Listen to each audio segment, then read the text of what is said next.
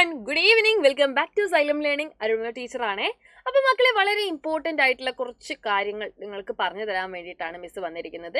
എപ്പോഴും പോലെ നമ്മൾ എടുത്തിരിക്കുന്ന ചാപ്റ്റർ എന്ന് പറയുന്നത് ഫുഡ് ആൻഡ് ഹെൽത്ത്, ആഹാരവും ആരോഗ്യവും എന്നുള്ള ചാപ്റ്റർ ആണ്. ടീച്ചർ ഓൾറെഡി പറഞ്ഞിട്ടുണ്ട്. ഫുഡ് റിലേറ്റഡ് ആയിട്ടുള്ള കാര്യങ്ങൾ നമ്മൾ എല്ലാവരുടെയും നിത്യജീവിതത്തിൽ നടക്കുന്ന ഒരു കാര്യമാണ് അല്ലേ. നമ്മൾ കഴിക്കുന്ന ഭക്ഷണങ്ങൾ വ്യത്യസ്തമാണെങ്കിൽ കൂടെ നമുക്ക് എന്തിനാണ് ഭക്ഷണം കഴിക്കുന്നതെന്ന് ചോദിച്ചു കഴിഞ്ഞാൽ അത് എല്ലാവർക്കും ഒരുപോലെയുള്ള ആവശ്യങ്ങൾക്ക് വേണ്ടിയിട്ട് തന്നെയാണ് അല്ലേ. നല്ല ആരോഗ്യം കിട്ടാൻ വേണ്ടിയിട്ടും നമ്മുടെ ജീവൽ പ്രവർത്തനങ്ങൾ നിലനിൽക്കാനും വേണ്ടിയിട്ടാണ് എല്ലാവരും ഫുഡ് കഴിക്കുന്നത്. അപ്പം നിങ്ങൾ നോക്കിക്കേ, നമ്മൾ പലതരത്തിലുള്ള ഫുഡ് കഴിക്കുന്നുണ്ടല്ലോ. ഈ ചാപ്റ്ററിൽ മുഴുവൻ നമ്മൾ അതാ പറഞ്ഞുകൊണ്ടിരിക്കുന്നത്. നമ്മൾ ധാന്യങ്ങൾ കഴിക്കുന്നുണ്ട്, നമ്മൾ പൾസസ് കഴിക്കുന്നുണ്ട്, നമ്മൾ സീരിയൽസ് കഴിക്കുന്നുണ്ട്, ഒരുപാട് തരത്തിലുള്ള വെജിറ്റബിൾസ്, ഫ്രൂട്ട്സ്, ഇങ്ങനെ ഒരുപാട് സാധനങ്ങൾ നമ്മൾ കഴിക്കുന്നുണ്ട്. അപ്പം നമ്മൾ ഈ ഫുഡ് കഴിക്കുമ്പോഴാണല്ലോ നമുക്ക് പല തരത്തിലുള്ള ആവശ്യങ്ങൾ നടന്നു പോകുന്നത്. അപ്പോൾ ടീച്ചർ അത് കൃത്യമായിട്ട് ഇവിടെ പറഞ്ഞുതരാൻ വേണ്ടി പോവുകയാണ്.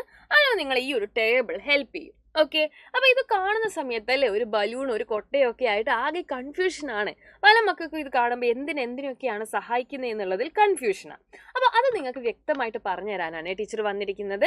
അപ്പോൾ ഇവിടെ നോക്കിക്കേ, ശരീര വളർച്ചയെ സഹായിക്കുന്നു.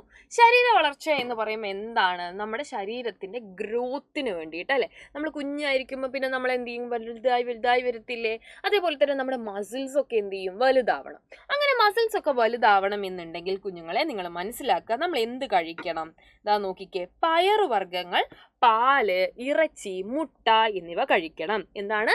പയറുവർഗ്ഗങ്ങൾ, പാല്, ഇറച്ചി, മുട്ട എന്നിവ നമ്മൾ എന്ത് ചെയ്യണം? ആ സമയത്ത് കഴിക്കേണ്ടതുണ്ട്. അപ്പോൾ ടീച്ചർ നിങ്ങൾക്ക് പറഞ്ഞു തന്നിട്ടില്ലായിരുന്നോ എന്തിനാണ് നമ്മൾ ഈ പറയുന്ന പയറ് കഴിക്കുന്നത് അല്ലെങ്കിൽ പാല് കഴിക്കുന്നതെന്ന് നോക്കുമ്പോൾ നമ്മൾ കുറച്ചുകൂടെ വലിയ ക്ലാസ്സിൽ എത്തുമ്പോഴേക്കും നമുക്ക് പ്രോട്ടീൻ ആവശ്യമുണ്ട്. പ്രോട്ടീനാണ് ശരീരത്തിൻ്റെ വളർച്ച, മസിൽ ഡെവലപ്മെൻറ്റിനൊക്കെ സഹായിക്കുക.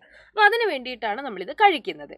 ഇനി നിങ്ങൾ നോക്കിക്കേ, രോഗങ്ങൾ വരാതെ നോക്കാൻ വേണ്ടിയിട്ട് ടു പ്രിവെന്റ് ഡിസീസ്, എന്താ പറയുക? To prevent disease. അപ്പം നമ്മൾ ആരെയാണ് കഴിക്കുക രോഗങ്ങൾ വരാതിരിക്കാൻ വേണ്ടിയിട്ട്?